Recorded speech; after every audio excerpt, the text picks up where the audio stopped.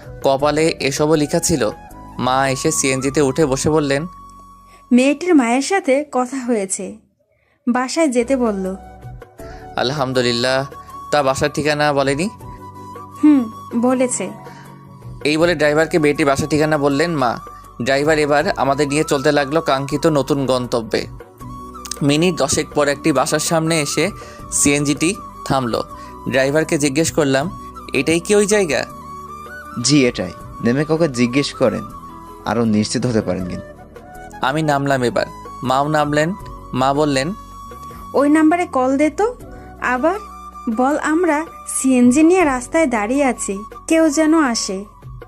মায়ের কথা মতো কল দিলাম আমি। রিং হচ্ছে। রিসিভ করতে আমি সালাম দিলাম, আসসালামু আলাইকুম। ওপাশ থেকে সুরেলা কণ্ঠে জবাব আসলো, ওয়ালাইকুম সালাম। আপনারা এসেছেন? জি, আমরা রাস্তায় দাঁড়িয়ে আছি। কাউকে পাঠালে ভালো হতো। একটু অপেক্ষা করুন, পাঠাচ্ছি। এই বলে ফোনটা কেটে দিল। সুর শুনেই একেবারে কাত হয়ে গেলাম আমি। এত মিষ্টি সুর। এমন সময় মা বললেন, কি রে, কি বলল? পাঠাচ্ছি কাউকে, দাঁড়াতে বলল। মা আমার দিকে তাকিয়ে শুধু হাসছেন। আমি আর কিছু বলছি না। জানি আজ যদি মেয়ে পছন্দ না হয় তাহলে আমার কপালে দুঃখ আছে। মিনিট 2 পরই একটি ছেলে আসলো। চেহারাটা বেশ মিষ্টি। আমাদের দেখেই বুঝে ফেললো মেহমান আমরাই। সে বলল, ভেতরে আসুন, আসুন আমার সাথে। গেলাম ছেলেটির পিছু পিছু। একটু ভেতরে ঢুকে 3 তলা একটি বিল্ডিং।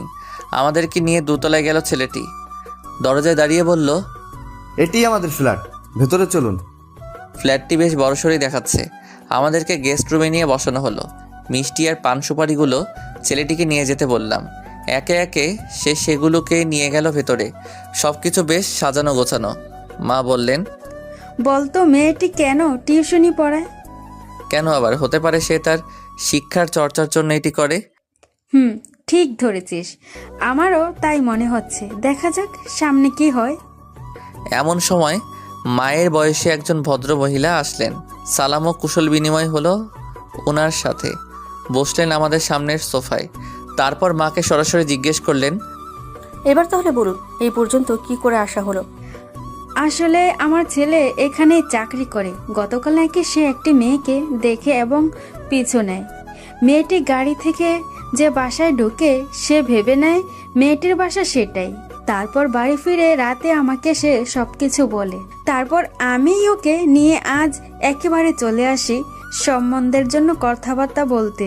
ওই বাসায় গিয়ে জানতে পারি মেয়েটির বাসা সেটাই নয়, সেখানে নাকি সে পড়াতে যায়। তখন ওদের থেকে নম্বর নিয়ে কথা বলে এখানে আসা। এই হলো পুরো কাহিনী। মায়ের মুখে সব শুনে ভদ্র মহিলা মুচকি হাসলেন আর বললেন, হাই আল্লাহ, এত কিছু ঘটে গেছে। যাই হোক, আল্লাহ যা করেন ভালোর জন্যই করেন। তবে আপনার ছেলে যে মেয়েকে দেখেছিল সে আসলে আমাদের মেয়ে নয়, বলতে গেলে সে আমার ভাইয়ের মেয়ে। গত বছর একটি সড়ক দুর্ঘটনায় আমার একমাত্র ভাই আর ভাবি মারা যান। তা নয় তাদের একমাত্র সন্তান ও উত্তরসূরি। এরপর থেকে ও আমাদের সাথেই আছে। আমি নিয়ে এসেছিলাম আমার কাছে।